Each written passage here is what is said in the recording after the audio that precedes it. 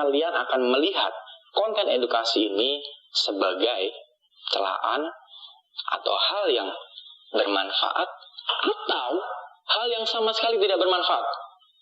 Coba kalian tulis di kolom komentarnya. Woi, halo. Jadi kesempatan kali ini tentang berita yang lagi viral ini ya, sebenarnya itu udah kasus 2013, tapi hari ini menjadi viral lagi. Kita mau membahas tentang Isabella Guzman. Siapa sih Isabella Guzman ini? Cari tahu sendiri.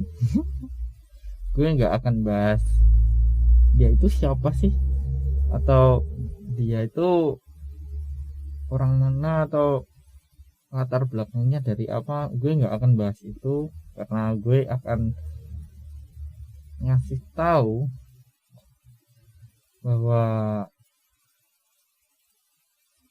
Isabella ini salah satu korban dari orang tua yang broken home. Karena Isabella ini lagi viral di, katanya sih di TikTok, terus nggak tahu, katanya di Twitter juga ada sih. Isabella Guzman ini katanya cantik, tapi sayang dia psikopat atau gila, dan jadi perbincangan di kolom komentar seperti ini.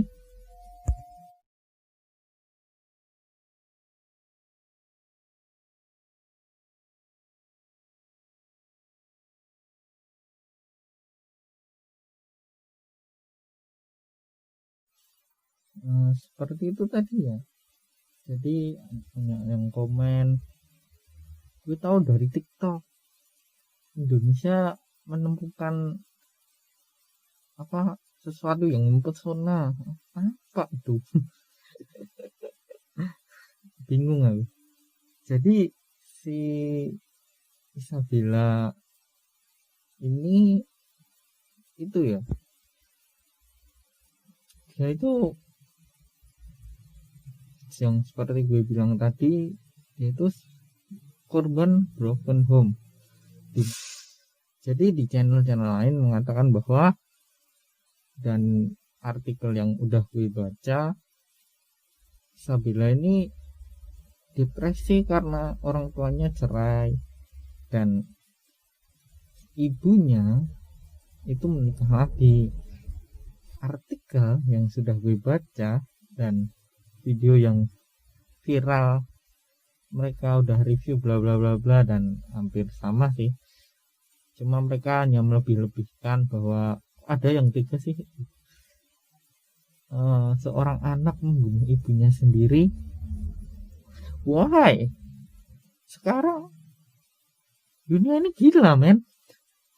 Orang tua yang membunuh anaknya sendiri aja banyak, bahkan orang tua yang membuang anaknya di pinggir jalan aja banyak. Isabella Guzman ini kenapa dibahas sekarang? Sekarang kenapa menjadi viral? Karena ya itu tadi, orang suka gitu. Orang suka membahas masa lalu yang seharusnya udah nggak dibahas lagi sih. Tapi untuk pembelajaran boleh dong. Kita masuk lagi ke Isabella ini. Jadi Isabella ini menurut artikel dan video-video yang udah gue tonton, dia depresi karena kasus perceraian orang tuanya gitu.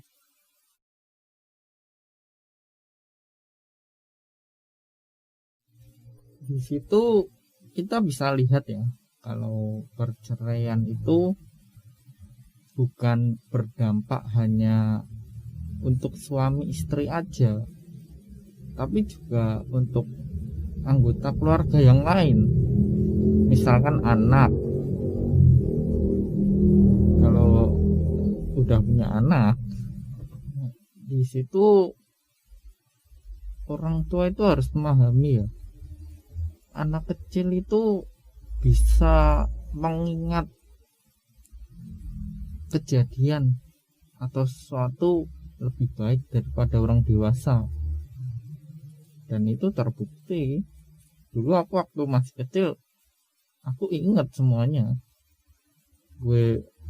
Hal-hal buruk yang pernah gue alami, hal-hal yang gue anggap itu sesuatu yang bahagia, gue alami itu semua.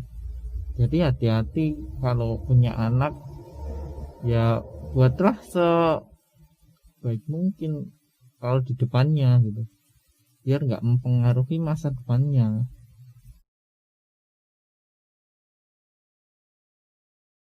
Itu gara-gara orang tuanya egois, mau cerai, jadi anaknya depresi. Ya yang menjalani mereka, kita nggak tahu gitu loh, mereka mau cerai itu gara-gara apa gitu loh. Langkah yang harus dijalani setelah perceraian itu terjadi, ya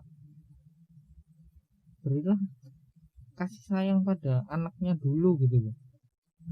Kenapa gue bilang kasih sayang dulu pada anaknya dulu?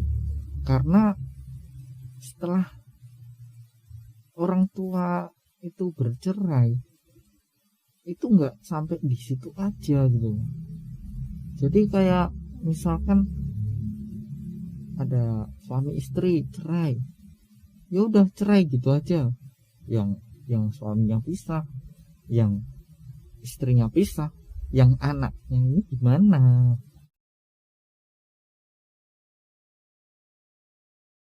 Tentang depresi ini sangat susah ya. Makanya aku bilang, setelah lu cerai, ya lu selesaiin juga masalah lu dengan anak lu. Bukan nganggap, oh masalah gue sama suami gue cerai, udah gitu aja cukup. Tanpa lu menyadari anak lu depresi dengan perceraian lu, kan susah gitu. Jadi itu tadi itu salah satu contoh anak-anak depresi. Berapa juta anak di Indonesia ini yang depresi gara-gara perceraian, hidupnya hancur-hancuran dalam kehidupannya.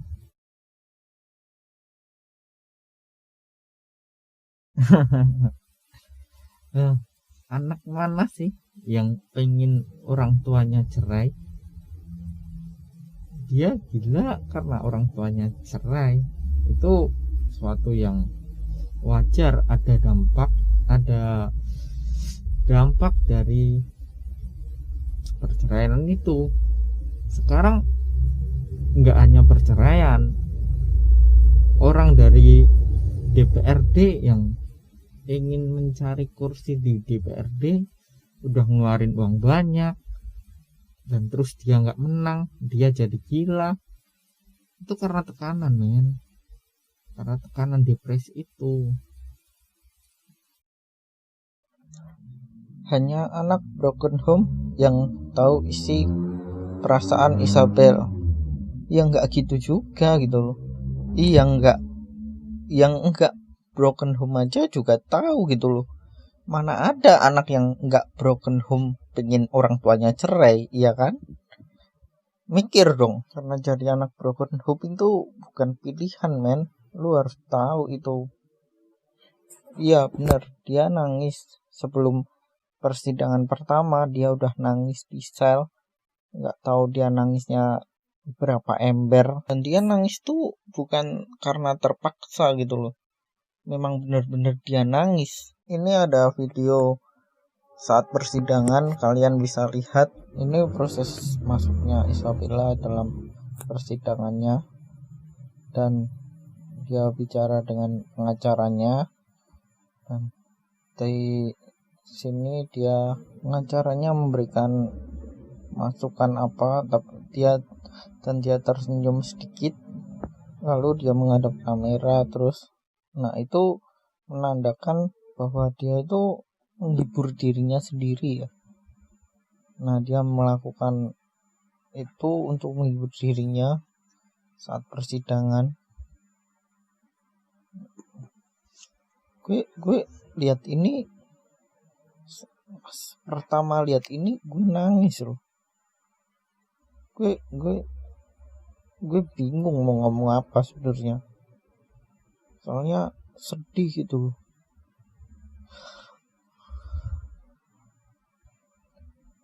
Gue lihat ini sedih, kayak sesuatu yang nggak seharusnya terjadi ini terjadi gitu. Nah, di sini setelah dia di sidang sini sebenarnya dia divonis hukuman mati ya, dan dia sangat depresi sekali sampai susah jelasinnya. Dia ingin nangis sebenarnya.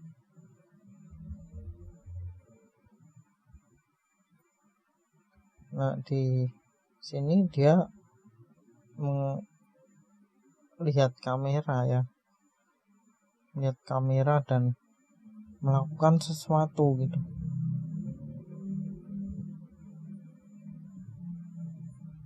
Kalian yang bilang ini ngecek, kalian salah.